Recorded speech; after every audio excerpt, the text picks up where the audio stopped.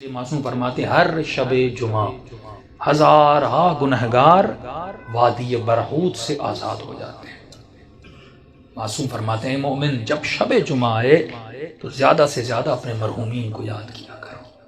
ایک روایت میں آئے فرمایا جن کے والدین مرحوم ہو گئے، فرمایا ہر شب جمعہ تمہاری بوڑھی ماں تمہارے در پہ آتی ہے، تمہارا بوڑھا باپ تمہارے گھر پہ آتا ہے اور کیا سوال کرنے آتی ہے، میرے لال مجھے کوئی خیرات دو، مجھے کوئی ثواب دو۔ معصوم فرماتے یہ غافل انسان پوری رات سوتا رہتا ہے، یہ کھڑی رہتی ہے یہاں تک کہ صبح ہو جاتی ہے۔ ملائک کہتے ہیں اب جانے کا وقت ہے، کہتی ہے نہیں اب اٹھے گا نماز پہ، مجھے کچھ نہ کچھ تو خیرات دے گا، لیکن فرماتے سورج نکل جاتا ہے، یہ غفلت کی نیند میں سوتا رہتا ہے۔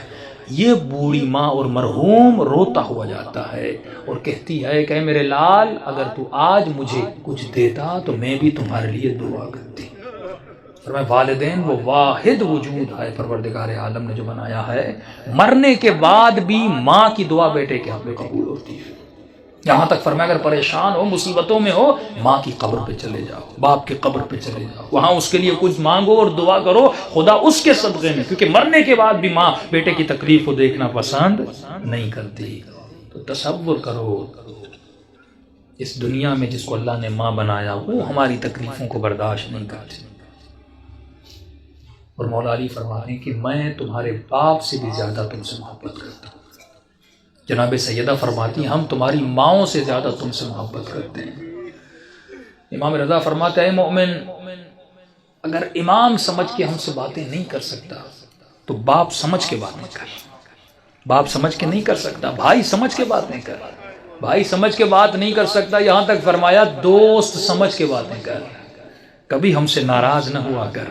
ایک مولا کا چاہنے والا گنہگار تھا، ساتویں امام کا زمانہ تھا، گلی پتلی سی تھی اور شراب کی اس میں عادت تھی، ہاتھ میں شراب تھا اور آگے بڑھ رہا تھا، سامنے امام کو آتے ہوئے دیکھا، شرمندہ ہوا کہ مولا کو کیسے میں فیس کروں گا۔ اس نے فوراً اپنا چہرہ دیوار کی طرف کر دیا تاکہ مولا گزر جائے اور مجھے نہ دیکھیں۔ امام جیسے آئے اس کے قریب آئے، اس کی پیٹھ پہ ہاتھ لگایا، کہا کہ اپنا منہ کیوں پھیرا ہے؟ فوراً اس نے چہرہ امام کا مولا میں نے دیکھا نہیں، بہانہ بنایا۔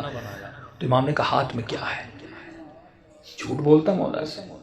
جس نے کہا کیسے بتاؤں ہاتھ میں شراب؟ اس نے جھوٹ بولا کہ مولا میرے ہاتھ میں شراب ہے، میرے ہاتھ میں دودھ ہے۔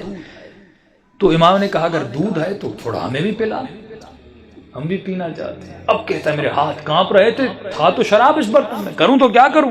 کہتا جیسے میں نے اس برتن سے اس شراب کو اتارا تو وہ دودھ میں بدل گیا۔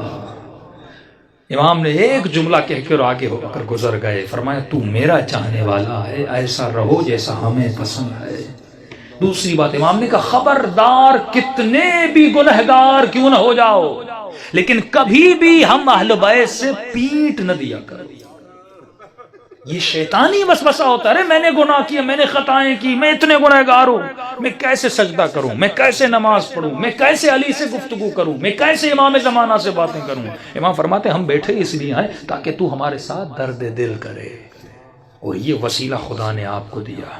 امام رضا فرماتے ہیں ہمارے چاہنے والوں چھوٹی چھوٹی باتوں کے لیے ہمیں ہماری سیدہ فاطمہ کا واسطہ نہ دیا کرو، کیونکہ ہم ہر مصیبت برداشت کرتے ہیں لیکن اپنی دادی کی مصیبت برداشت ہم سے نہیں ہوتی۔